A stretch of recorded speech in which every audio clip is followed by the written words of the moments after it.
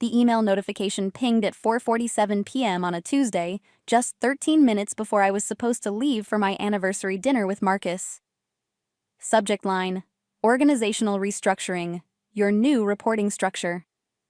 Before we jump back in, tell us where you're tuning in from. And if this story touches you, make sure you're subscribed. Because tomorrow, I've saved something extra special for you. I didn't need to open it to know what it said. I'd watched the signs accumulate over the past 3 weeks like storm clouds gathering on a clear horizon. The closed-door meetings between Marcus and Patricia Henshaw. The way his phone never left his pocket anymore, always angled away from my view. The sudden business trips that coincided with her conference schedule. But the email made it official. Effective immediately, I would report to Patricia Henshaw, newly appointed Regional Director of Client Relations at Meridian Financial Group. The same Patricia Henshaw who, until 6 weeks ago, had been a mid-level account manager at our Boston branch. The same Patricia Henshaw who'd transferred to Seattle headquarters with a promotion that raised eyebrows across 3 departments. The same Patricia Henshaw who was sleeping with my husband. I clicked the email open anyway, scanning the corporate language that dressed up betrayal in professional terminology. Synergy, strategic alignment, leveraging cross-functional expertise.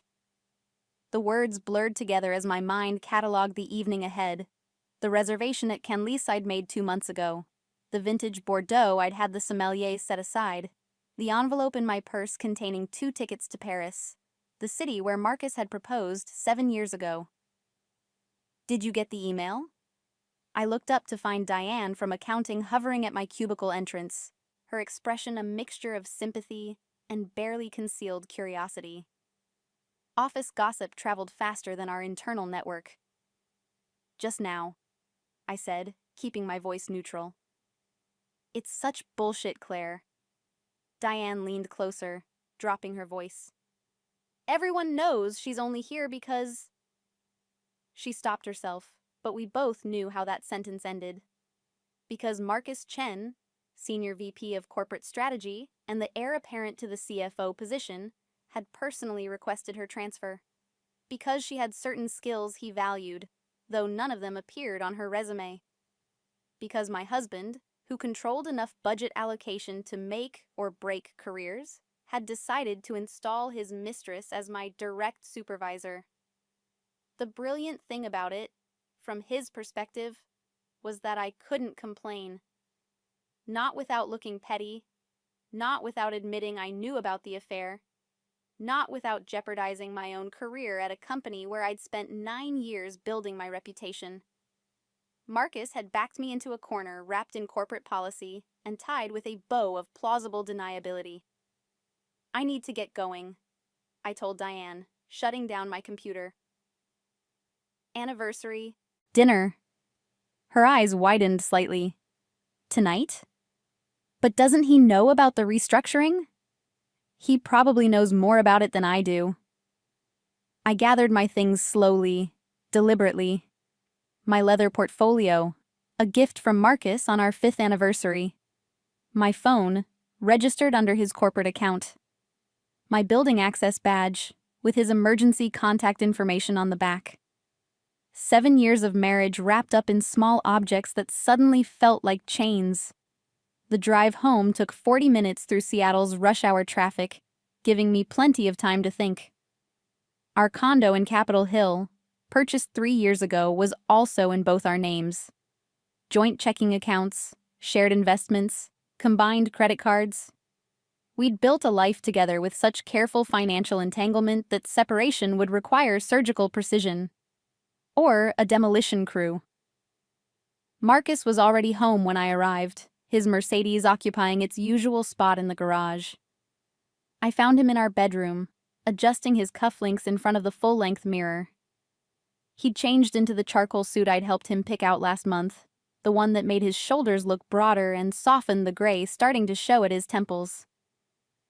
"You're home," he said, turning with a smile that might have looked genuine if I didn't know him so well. "I was worried you'd be late." "Just made it." I set my bag on the dresser, watching him in the mirror's reflection. Busy day at the office. Lots of changes. Something flickered across his face. Guilt, maybe, or calculation. Right. The restructuring. I meant to call you about that. Did you? Preparing and narrating this story took us a lot of time, so if you are enjoying it, like this video, it means a lot to us. Now, back to the story. Claire. He turned to face me fully now, his expression arranging itself into what I'd come to recognize as his boardroom sincerity. I know the timing isn't ideal, with tonight being our anniversary and all, but this is really a good opportunity for you. Patricia has extensive experience with major client accounts. You'll learn a lot from her. The audacity of it stole my breath for a moment. Not just the lie, but the expectation that I would accept it, smile, and play along with the charade. Preparing and narrating this story took us a lot of time, so if you are enjoying it, like this video, it means a lot to us. Now back to the story. I'm sure I will, I said carefully. When did you two start working together? Who? You and Patricia Henshaw. His jaw tightened almost imperceptibly. We've collaborated on several projects since she joined the team. She's very talented. I'm sure she is. The silence that followed stretched thin between us, filled with everything we weren't saying. Finally, Marcus cleared his throat. We should get going. Reservations at 7. I changed into the emerald dress I'd bought specifically for tonight, the one that cost more than my first car and looked like liquid silk against my skin. I applied makeup with steady hands, covering the dark circles that had become permanent fixtures over the past month. I fastened the diamond earrings Marcus had given me on our wedding day. Conflict-free stones, he'd assured me, as if that made them more valuable than the vows we'd exchanged. The woman staring back at me from the mirror looked polished, professional, completely in control. She looked like someone who had her life together, not someone whose husband had just made his mistress her boss. I looked like a liar. Canlis occupied a mid-century modern building overlooking Lake Union, all floor-to-ceiling windows and understated elegance. The kind of place where senators dined with tech billionaires, where deals worth millions got sealed over dry-aged ribeye and bottles of wine that cost more than most people's rent. We'd come here for every anniversary since our wedding. It had become our tradition, our touchstone, the one evening a year when we remembered why we'd chosen each other in the first place. Tonight, it felt like a funeral. Our table overlooked the water, the city lights beginning to sparkle in the gathering dusk. Marcus ordered the wine, a different vintage than the one I'd selected, I noticed, and made small talk about the weather, an upcoming merger, his mother's plans to visit in August. I let him talk, observing him the way I might study a stranger. At 42, Marcus was objectively handsome, sharp features, dark eyes, the kind of casual confidence that came from never having to question his place in the world. He'd grown up in Seattle's East Side suburbs, the son of immigrants who'd built a successful import business. Stanford for undergrad, Wharton for his MBA. He'd been recruited by Meridian straight out of business school and had been climbing the ladder ever since. I'd met him at a company retreat in Whistler, back when I was still a junior analyst, and he was already making waves in strategy. He'd approached me at the welcome reception, complimenting my presentation on portfolio diversification. We'd talked for hours that first night, discovering we'd both grown up in Washington. Both loved hiking. Both had complicated relationships with our immigrant parents' expectations. He'd seemed different then. Or maybe I'd just been better at lying to myself. "You're quiet tonight," Marcus observed, refilling my wine glass. "Everything okay?"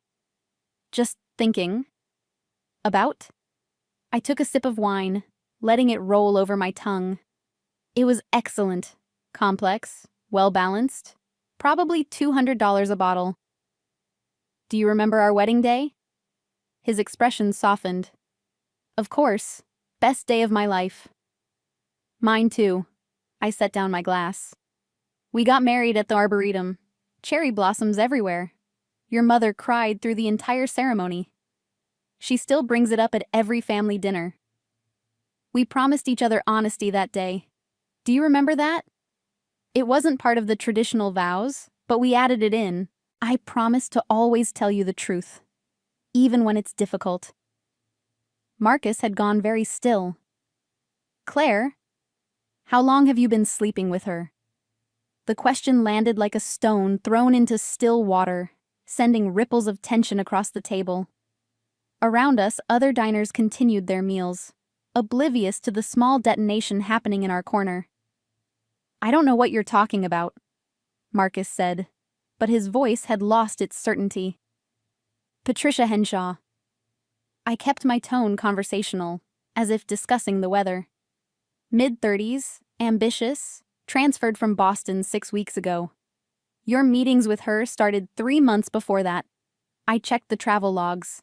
Boston trip in February, supposedly for the Fitzgerald account. Another one in March. Then she shows up here with a promotion that bypassed 3 more qualified candidates.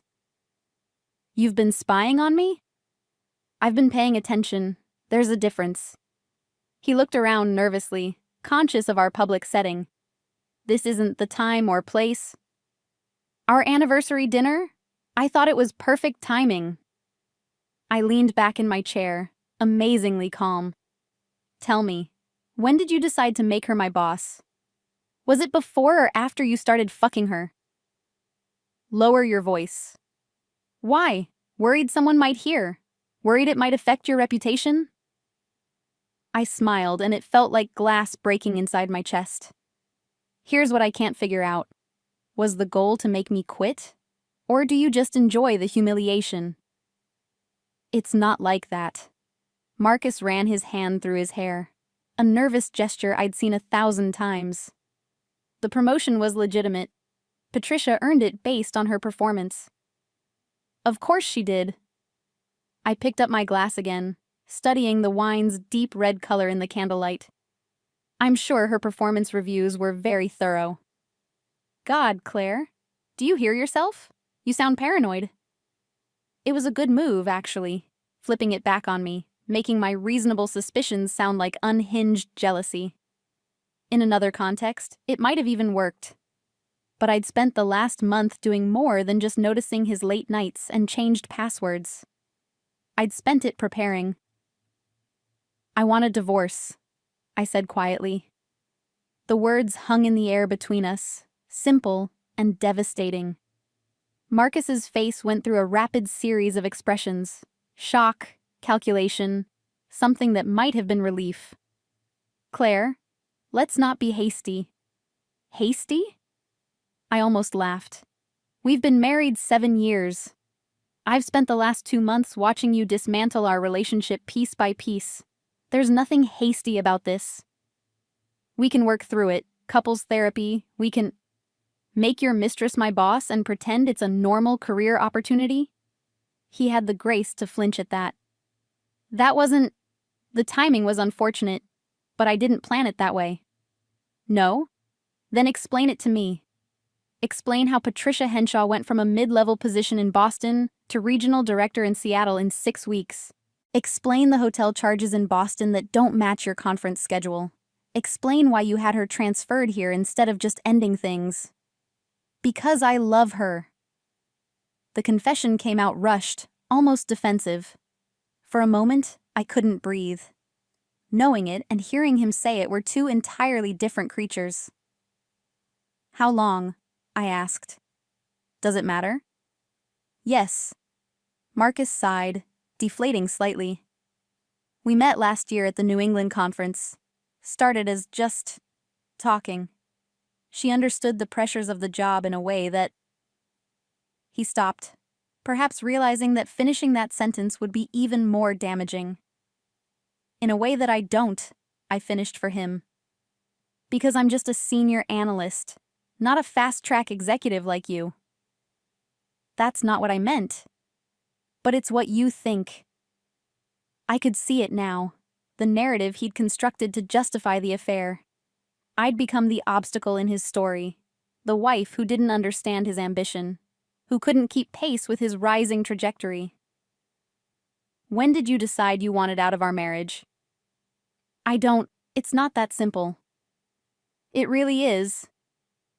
I reached into my purse, pulling out the envelope I'd prepared that morning. Not the Paris tickets. Those had gone in the trash. This was something else entirely. These are divorce papers. My lawyer says we can do this amicably, or we can do it the hard way. Your choice. Marcus stared at the envelope like it might bite him. You came to our anniversary dinner with divorce papers. I came prepared for honesty. You gave it to me. Now I'm returning the favor. He didn't take the envelope. Instead, he reached for his wine, draining half the glass in one swallow. You realize this will affect your position at Meridian. There it was, the threat lurking beneath the surface. Are you saying you'll fire me? I'm saying that divorce is messy. People take sides. It might be awkward for you to continue in your current role. How convenient. You get to keep your career, your mistress, and your reputation, while I'm the scorned wife who couldn't handle the restructuring. I placed the envelope on the table between us. Here's what's going to happen instead. You're going to take these papers. You're going to sign them. We're going to split our assets exactly down the middle, as outlined by my lawyer. And neither of us is going to say a word about the affair. And if I don't agree? I met his eyes across the table, letting him see the steel beneath my calm exterior. Then I make copies of your text messages with Patricia. Yes, I have them. And I send them to HR, to your boss, and to every board member at Meridian. I'm fairly certain that senior executives who conduct affairs with subordinates and then promote them over more qualified candidates violate about 6 different company policies. The color drained from his face. You're bluffing. Try me. We sat there in silence, the weight of 7 years and 1,000 broken promises pressing down between us. Around us, other couples celebrated birthdays, closed business deals, fell in love. Our waiter approached, took one look at our faces, and quietly retreated.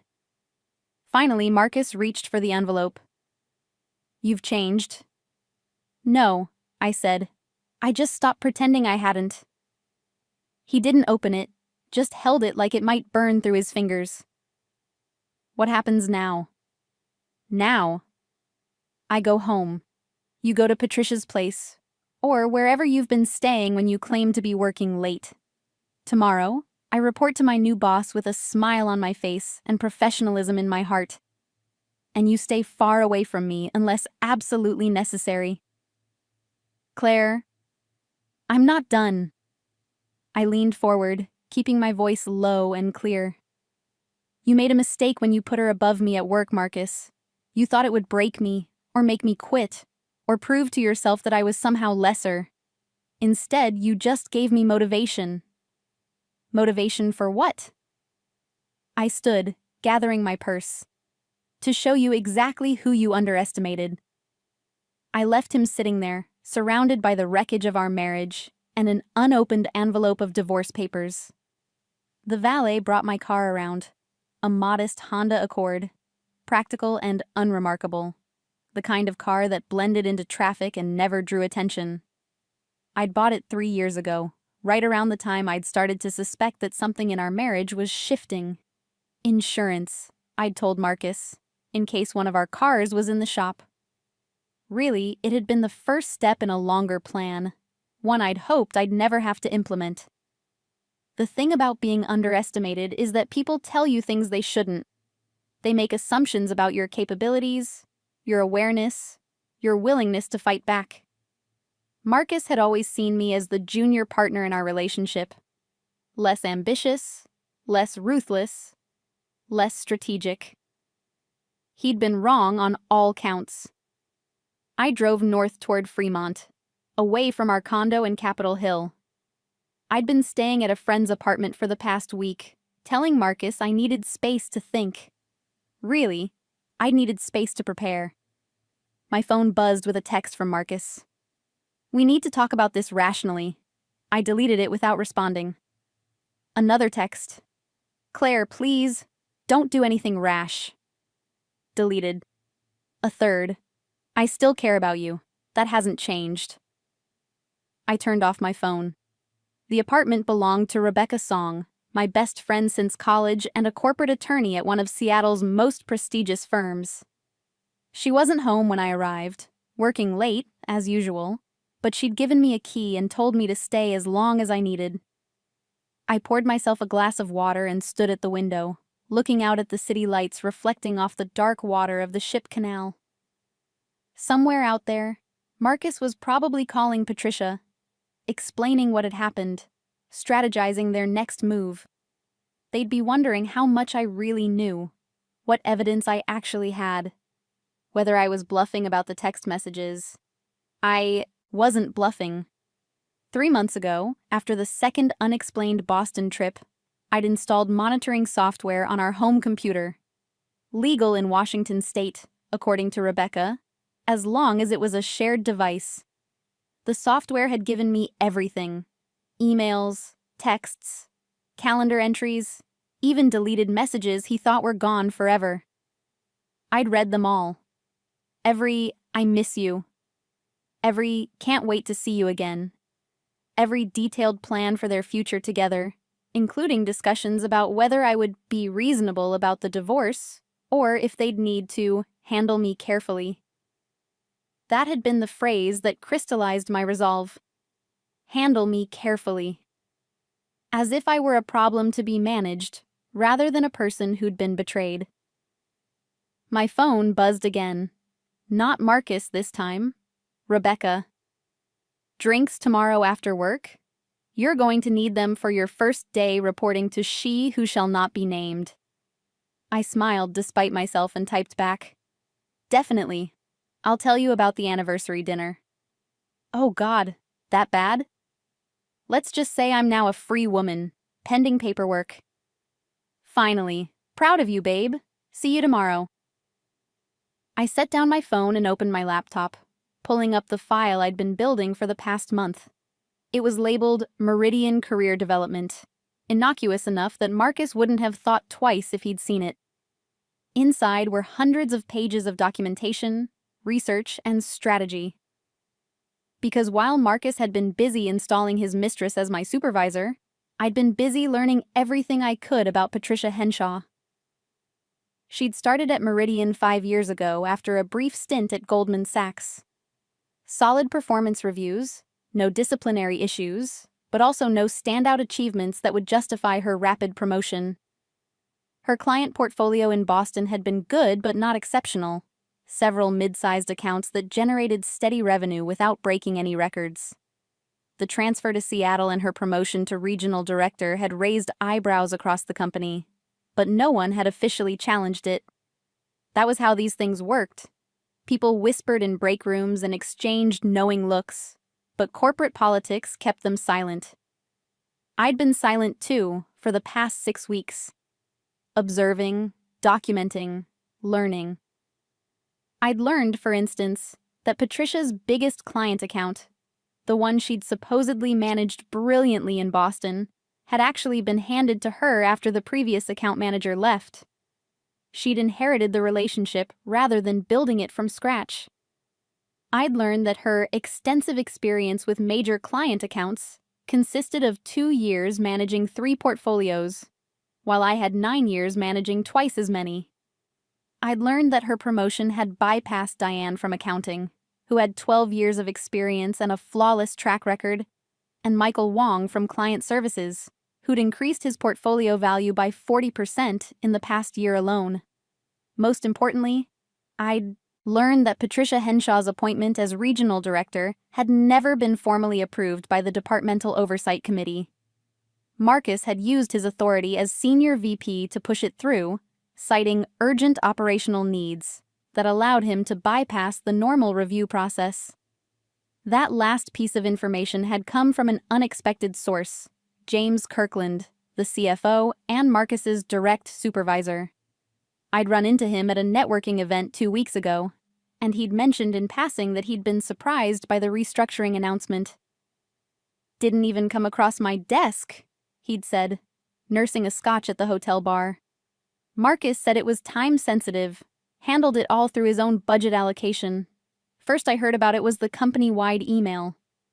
I'd filed that information away, another piece in the puzzle I was assembling.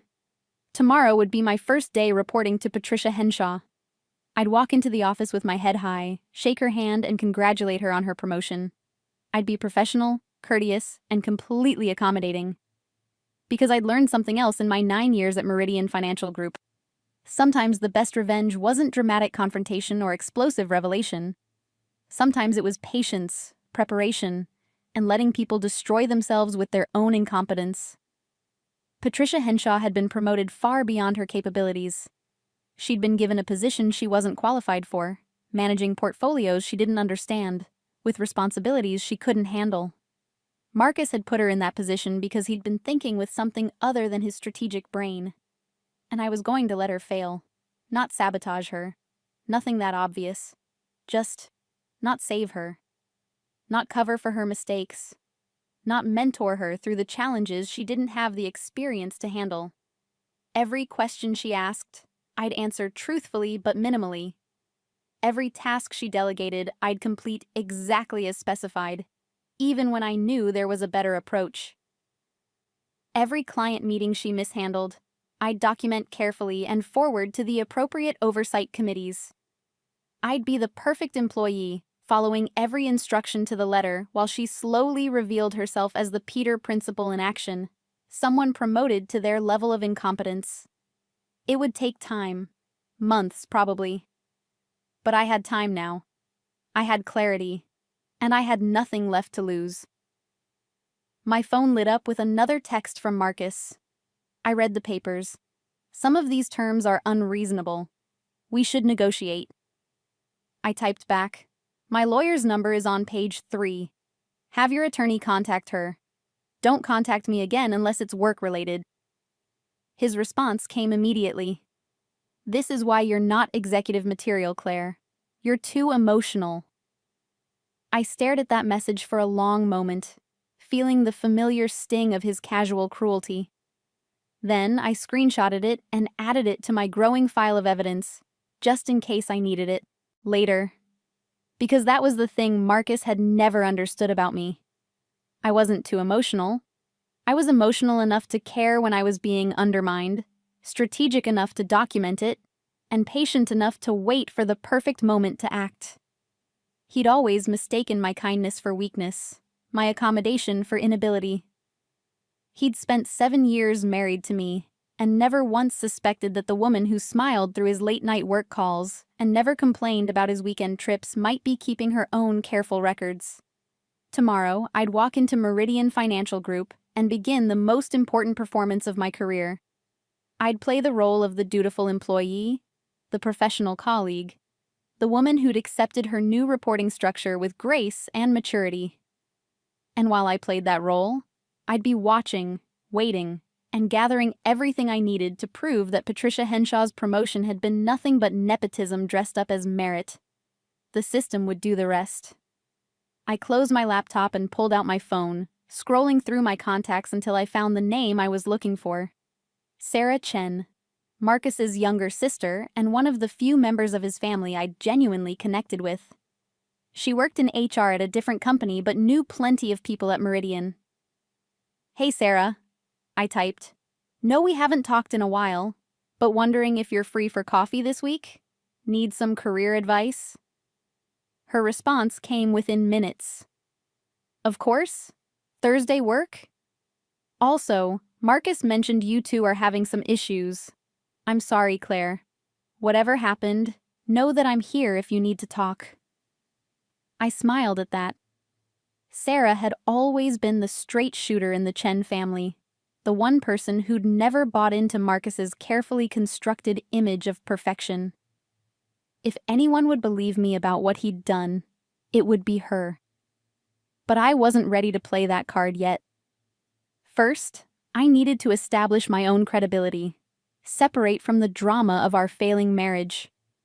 I needed to be seen as a professional who was handling a difficult situation with grace, not a scorned wife lashing out in revenge. "Thursday's perfect," I wrote back. "And thanks. It's complicated, but I'm dealing with it." "You're stronger than you know," she replied. "See you Thursday." I set down my phone and walked to Rebecca's spare bedroom, where I'd been sleeping for the past week. My suitcase sat in the corner, still half-packed, a physical reminder that my life was in transition. Tomorrow, I'd need to figure out more permanent housing, start the process of truly separating my life from Marcus's. But tonight, I let myself feel the weight of what I'd just done. 7 years of marriage, ended over wine and divorce papers at our anniversary dinner. It should have felt more dramatic, more final.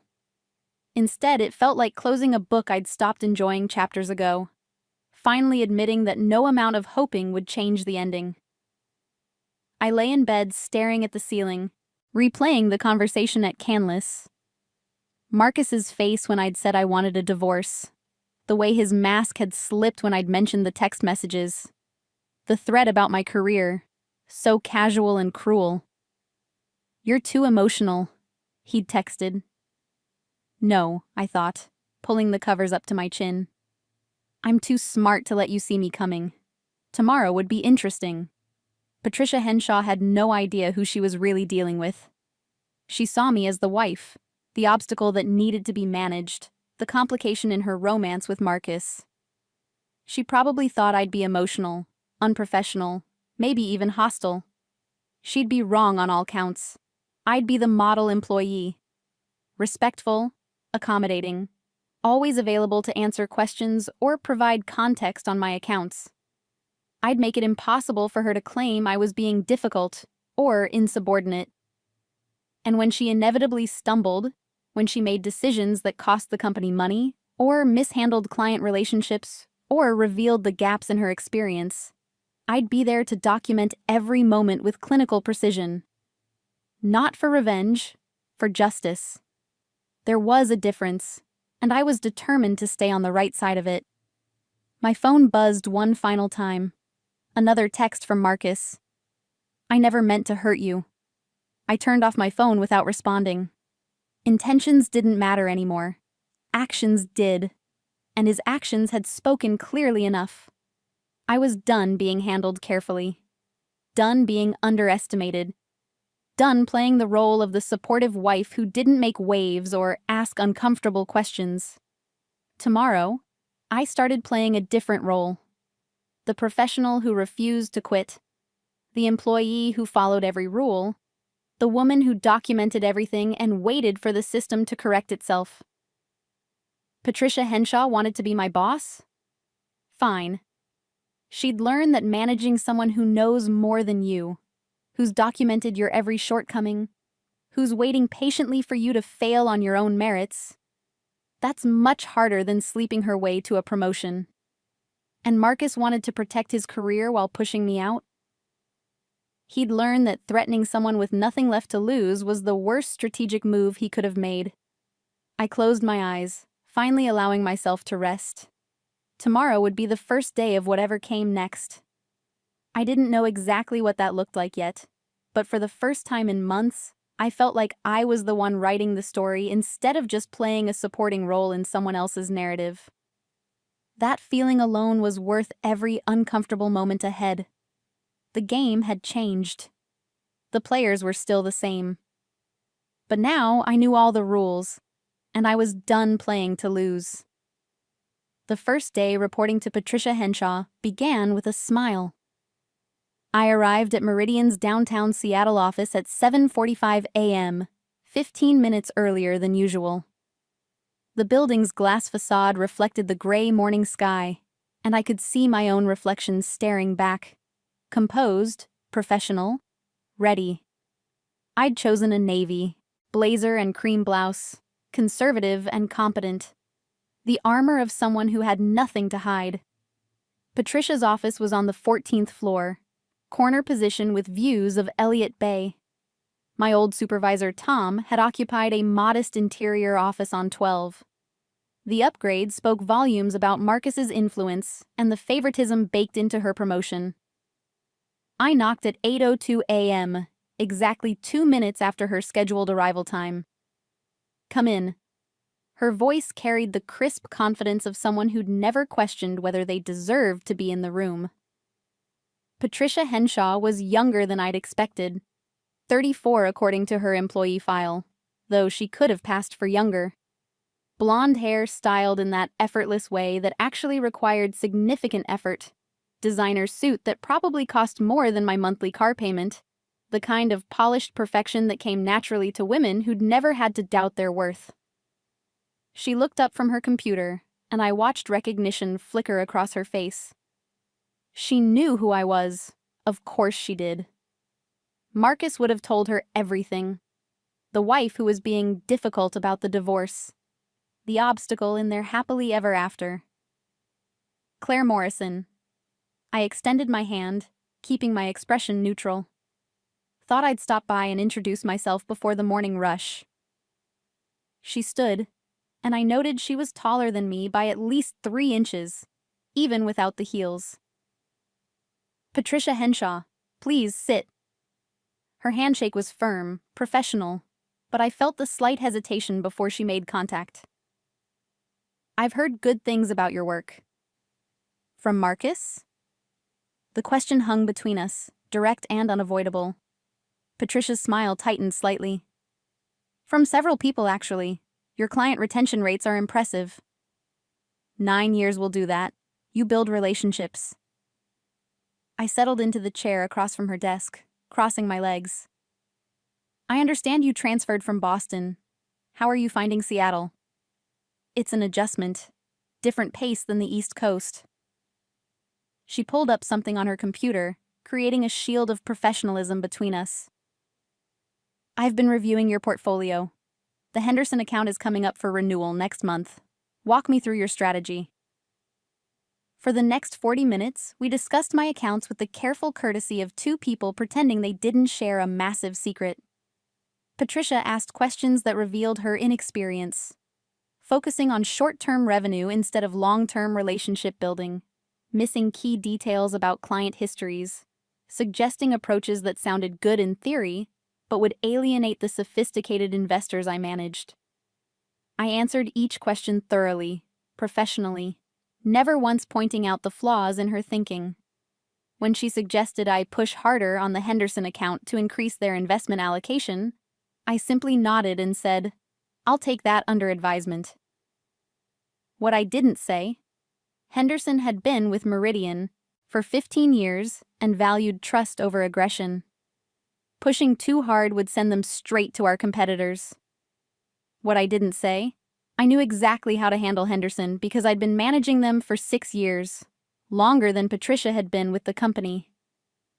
What I didn't say: Patricia's suggestion revealed she'd never actually managed a high net worth client portfolio, despite her resume claims.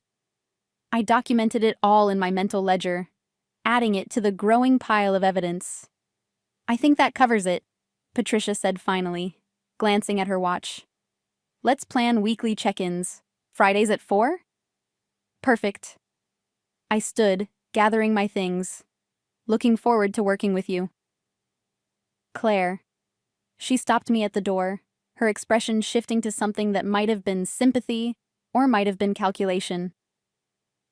"I know this situation is complicated, but I want you to know that I take my role seriously.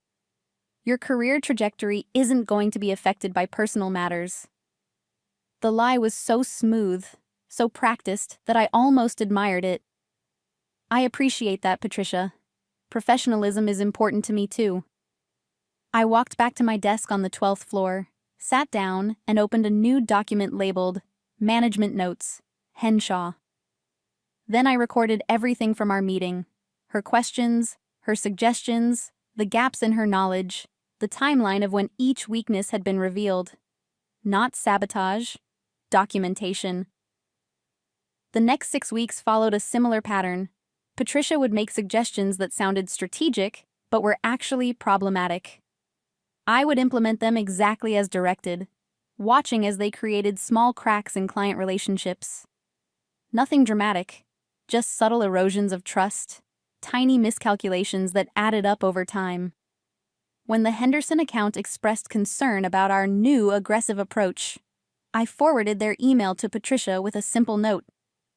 FYI, client feedback on our revised strategy. When the Morrison portfolio, no relation, threatened to reduce their allocation after a tone-deaf pitch Patricia had insisted I deliver, I documented the call and CC'd Patricia on my summary.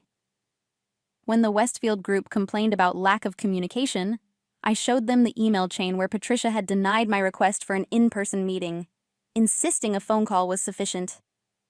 I wasn't creating problems. I was just stepping aside and letting Patricia's inexperience speak for itself. Meanwhile, my coffee date with Sarah Chen had blossomed into a genuine friendship renewed. She'd been horrified but not surprised when I told her about Marcus and Patricia, and even less surprised when I mentioned Patricia's questionable promotion. Marcus always did think he was smarter than everyone else, she'd said over lattes at a Ballard cafe. What are you going to do? My job. Professionally and thoroughly. She'd studied me for a long moment. You've changed, Claire. You seem clearer. Divorce does that, strips away the fog. What I didn't tell Sarah, what I didn't tell anyone, was that I'd started having conversations with other firms. Quiet, discreet conversations. LinkedIn messages that led to coffee meetings that led to formal interviews. I wasn't ready to leave Meridian yet, but I was building my exit strategy. Because I'd realized something important. I didn't need to destroy Patricia or expose Marcus. I just needed to be somewhere else when their house of cards collapsed.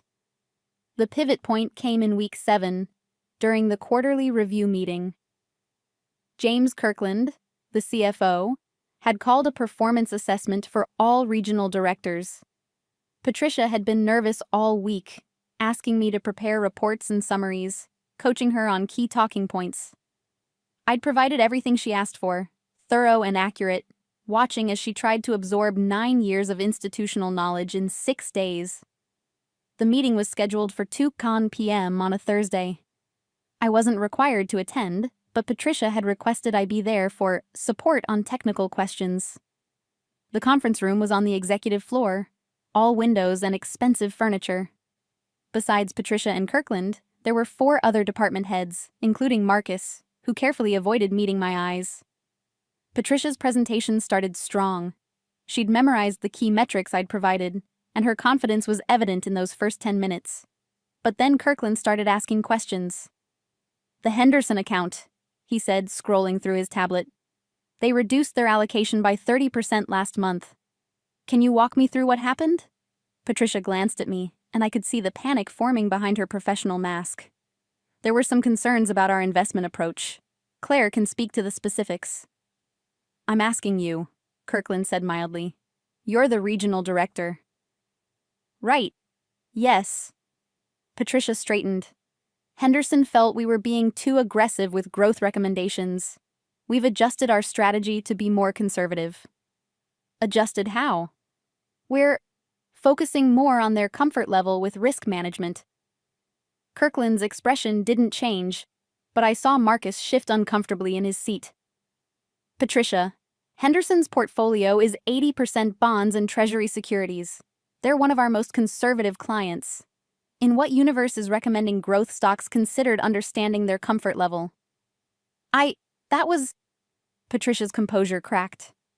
We were trying to maximize their returns. By ignoring 15 years of documented client preferences? Kirkland set down his tablet. Who suggested the strategy change? This was it. The moment where Patricia could throw me under the bus, claim I'd misunderstood her directions, that I was being insubordinate or difficult. I sat very still, waiting. I did, Patricia said quietly. I thought fresh perspective might increase engagement. I felt something shift in my chest. She'd taken responsibility. It was the wrong answer strategically. She should have deflected, spread blame. protected herself. But it was honest, and that counted for something. Kirkland nodded slowly. I appreciate you owning it, but fresh perspective without understanding context is just noise. Marcus, you recommended Patricia for this position. Want to explain why she wasn't briefed on major account histories? Marcus straightened. Patricia has extensive experience from Boston. We felt she could bring new energy to the division. Energy isn't the same as competence. Kirkland's tone remained conversational, but his words landed like hammer blows. We've seen a 12% decrease in client satisfaction and an 8% reduction in portfolio allocations since the restructuring. That's not fresh perspective. That's mismanagement. The silence in the room was absolute. I watched Patricia's face cycle through emotions: embarrassment, anger, fear. Beside her, Marcus had gone pale. I'm recommending a review of the regional director position, Kirkland continued. Patricia, you'll maintain your current role pending the outcome, but we need to see significant improvement in Q4. Marcus, we need to discuss your recommendation process. This meeting is adjourned. As people filed out, Marcus caught my eye. His expression was complicated: anger, worry, and something that might have been admiration. I looked away first. Patricia stayed seated, staring at the table. After a moment, I walked over to her. You didn't have to take the fall alone, I said quietly. You could have blamed me. She looked up, and I was surprised to see tears threatening at the corners of her eyes. You gave me everything I asked for. Every report, every recommendation. The mistakes were mine. For the first time since I'd learned about the affair, I felt something other than anger toward this woman.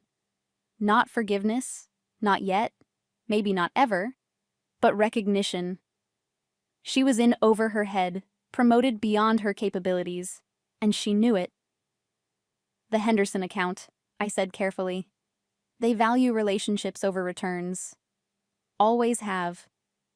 If you want to rebuild that connection, I can set up a meeting, not to push products, just to listen. Why would you help me? Because I'm good at my job. And because... I paused, choosing my words carefully. Because you're not my enemy, Patricia.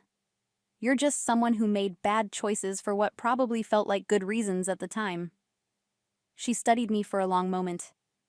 He said you'd be vindictive, that you'd try to sabotage me. Marcus says a lot of things. I picked up my portfolio. Most of them are about protecting Marcus. I left her there and returned to my desk, where I found an email from Kirkland's assistant. Mr. Kirkland would like to meet with you tomorrow at 9 a.m. Please confirm. I confirmed. That night, Rebecca opened a bottle of expensive wine to celebrate what she called my corporate warfare victory. I didn't feel victorious. I felt tired and strangely empty, like I'd won a game I'd never wanted to play. You should be proud, Rebecca said, refilling my glass. You handled it perfectly. Professional, documented, no emotional outbursts. I know. But I spent 6 weeks watching someone struggle instead of helping them. That's not who I wanted to be. Rebecca set down the wine bottle. Claire, she's sleeping with your husband. She took a promotion she didn't deserve. She became your boss specifically to humiliate you. You don't owe her anything. I know that too. I swirled the wine in my glass. But maybe I owe myself something better than revenge. The meeting with Kirkland the next morning changed everything. His office was corner suite, top floor, with a view that stretched from the Space Needle to Mount Rainier. He gestured me to a seat and didn't waste time on pleasantries. 9 years with Meridian, he said, pulling up my employee file. Consistent performance, excellent client retention, multiple commendations. Why aren't you a regional director? The question caught me off guard. I haven't pursued that track. Why not? Personal reasons. My husband's career took priority. Your soon-to-be ex-husband, Kirkland corrected. I heard about the divorce. I'm sorry. Thank you. He leaned back in his chair, studying me. I'm going to be direct, Claire. Patricia Henshaw's promotion was pushed through by Marcus Chen without proper oversight committee approval. That's a violation of our management protocols. I'm in the process of unwinding that decision. My heart started beating faster. What does that mean? It means Patricia will be returning to an account management position, equivalent to what she held in Boston. We'll be reopening the regional director search through proper channels. He paused. I want you to apply. Me? You've been doing the job already, haven't you? Supporting Patricia, managing her mistakes, keeping the clients from jumping ship. The only difference is you haven't had the title or the salary. He wasn't wrong. What about Marcus? What about him? Won't this create conflict? His wife, ex-wife, getting the position his girlfriend was removed from? Kirkland's expression hardened. Marcus Chen's personal relationships are not company policy. His judgment has been compromised, and that's being addressed separately. The question is whether you want the job. I thought about Patricia, struggling in meetings. I thought about Marcus, who'd used his power to benefit his mistress while undermining his wife. I thought about 9 years of careful work, of being overlooked and underestimated, of playing support while others took credit. Yes, I said. I want the job. Good. Application deadline is Monday. I'll expect to see your name on the list. He stood, extending his hand. And Claire? This isn't charity. You've earned this opportunity. Don't let anyone tell you otherwise. The news spread through the office faster than wildfire. By lunch, everyone knew that Patricia's position was under review and that I'd been meeting with the CFO. The speculation was immediate and intense. I found Patricia at her desk, soon to be former desk, late that afternoon. She was packing a box, her movements mechanical and defeated. I heard, I said from the doorway. She didn't look up. Everyone's heard. I'm a cautionary tale now. The woman who slept her way to a promotion she couldn't handle. That's not fair. Isn't it? She finally met my eyes. I knew what I was doing, Claire. I knew Marcus was married. I knew the promotion was wrong. I told myself it didn't matter because I wanted it so badly. She laughed bitterly. Turns out wanting something doesn't mean you can handle it. I stepped into the office. What will you do now? Return to account management. Try to rebuild my reputation. Maybe transfer back to Boston where everyone doesn't know I'm the woman who... She stopped, shaking her head. I owe you an apology. For everything. I'm not ready for that yet, I said honestly. Maybe someday, but not today. That's fair. She taped up the box. For what it's worth, you'll be good at this job. Better than me. Better than Marcus wanted to admit. After she left, I stood in the empty office, my future office, and felt the weight of what was coming. The position would be official within weeks. I'd be regional director, managing the team, handling the accounts I'd supported for years. And Marcus would have to watch it happen. The divorce papers were signed 4 weeks later in a conference room at Rebecca's firm. Marcus's lawyer had fought several of the terms, but ultimately we'd settled on something close to my original proposal. Equal split of assets, no alimony, clean break. Marcus looked older than I remembered, tired in a way that had nothing to do with sleep. We signed in silence, witnessed by lawyers who'd probably seen 1,000 similar endings. I'm sorry, he said as we stood to leave. For what it's worth. I looked at him, really looked at him, and tried to find some remnant of the man I'd fallen in love with 7 years ago. You made choices, Marcus. We both did. This is just the consequence. Are you going to tell people? About Patricia and me? No. I picked up my copy of the decree. Your reputation will take care of itself. I don't need to help it along. He nodded, relief evident on his face. The regional director position. Congratulations. Thank you. I didn't recommend you for it, he said, and there was something almost defensive in his tone. Kirkland made that decision on his own. I know. That's why it means something. I left him there with his lawyer and his regrets and walked out into a Seattle afternoon that felt crisp with possibility. Rebecca was waiting in the lobby with coffee and a smile. Free woman, she said, handing me a cup. How does it feel? Like standing on the edge of something new. Good new or scary new. Both. My first official day as regional director came with autumn rain and a corner office that still smelled like Patricia's perfume. I spent the morning in meetings, introducing myself to teams, reviewing portfolios with fresh eyes. At lunch, I found a card on my desk. Inside, Patricia had written, "You were right about Henderson. They just wanted someone to listen. Good luck with everything. You earned this." I tucked it into my desk drawer, a small acknowledgement of complicated truths. That evening, Sarah invited me to dinner at her place, a casual gathering with a few of her friends. You need to meet people who aren't connected to Marcus or Meridian, she'd insisted. Fresh start, fresh faces. I almost declined. It felt too soon, too raw. But then I thought about the past months, the discovery, the confrontation, the slow unraveling and rebuilding. I'd spent so much time responding to what Marcus had done, reacting to Patricia's presence, navigating corporate politics. Maybe it was time to start making active choices instead of reactive ones. The dinner was comfortable. Good food, easy conversation, people who knew nothing about my marriage or my career struggles. One of Sarah's friends, Daniel, was a marine biologist who spent 20 minutes enthusiastically explaining the social structures of octopuses. Another, Lisa, was an artist who painted abstract cityscapes and had strong opinions about Seattle's coffee culture. For the first time in months, I laughed without calculating the implications. You should do this more often, Sarah said as she walked me to my car. The laughing thing. It suits you. I'm working on it. How's the new position?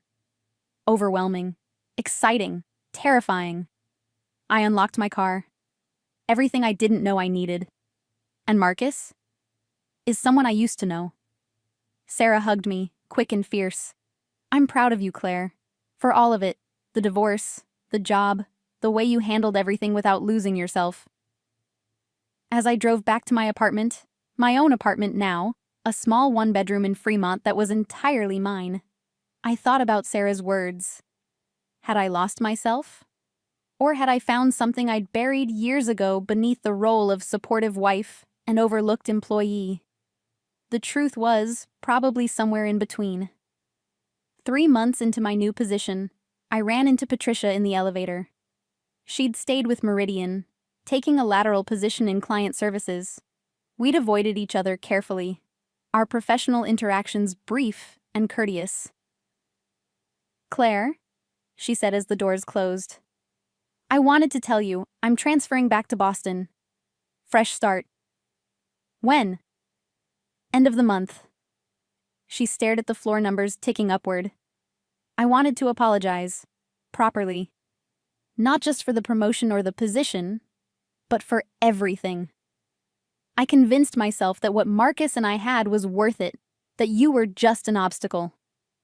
I was wrong. The elevator stopped on my floor. I held the door open. I hope Boston gives you what you're looking for. Patricia, really? She looked surprised. Thank you. And Claire? He's still calling me. Marcus. Saying he made a mistake, that he wants to work things out. What did you tell him? That I'm not interested in being someone's backup plan. She smiled sadly. Took me a while, but I finally learned that lesson. I stepped out of the elevator, turning back to face her. Good luck. The doors closed between us, a final punctuation mark on a complicated chapter. 6 months after my divorce was finalized, Meridian promoted me to Senior Regional Director, overseeing 3 states and twice the territory. The announcement came with a significant raise, a larger office, and a company car. Marcus had left Meridian 2 months earlier, taking a position at a competitor for less money and less prestige. The CFO position had gone to someone else, someone whose judgment wasn't compromised by personal entanglements. I didn't gloat.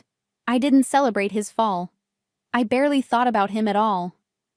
Because I'd learned something important through this entire mess. Revenge wasn't about destroying someone else. It was about refusing to let their actions destroy you. It was about showing up, doing the work, documenting the truth, and letting consequences unfold naturally. Marcus had underestimated me. Patricia had been used by him. I'd been hurt by both.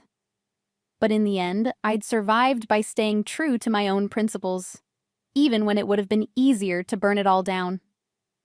1 year after that email notification that changed everything, I sat in my office watching the Seattle skyline and felt something I hadn't felt in a long time. Contentment. Not happiness exactly. That felt too simple for everything I'd experienced. But peace with my choices, pride in my work, and possibility for whatever came next. My phone buzzed with a text from Daniel, the marine biologist. We'd been dating for 3 months, taking it slow, learning each other without the weight of shared history. Dinner tonight? There's a new octopus documentary I think you'll love. I smiled and typed back, perfect. Your place or mine? Life wasn't a movie where the wronged wife got dramatic revenge and a perfect ending. It was messier than that, more complicated. Sometimes the people who betrayed you faced consequences. Sometimes they didn't. Sometimes you got promoted. Sometimes you just got through the day. But standing on the other side of betrayal, I'd learned that I was stronger than Marcus ever gave me credit for. I was capable of patience when anger would have been easier. I was professional when emotion would have been justified. I was strategic enough to play the long game, even when the short game promised satisfaction. And most importantly, I'd learned that my worth wasn't defined by his opinion of me, or Patricia's position above me, or any external validation. It came from knowing that when everything fell apart, I'd held on to my integrity even when it would have been easier to let go. The white city stretched out before me, full of possibility and challenge and unknown futures. Somewhere out there, Marcus was probably still making excuses, and Patricia was probably still rebuilding her life. But their stories weren't mine to tell anymore. This was my story now. And I was just getting started. The end up next, you've got 2 more standout stories right on your screen. If this one hit the mark, you won't want to pass these up. Just click and check them out. And don't forget to like, subscribe, and turn on the notification bell so you don't miss any upload from us.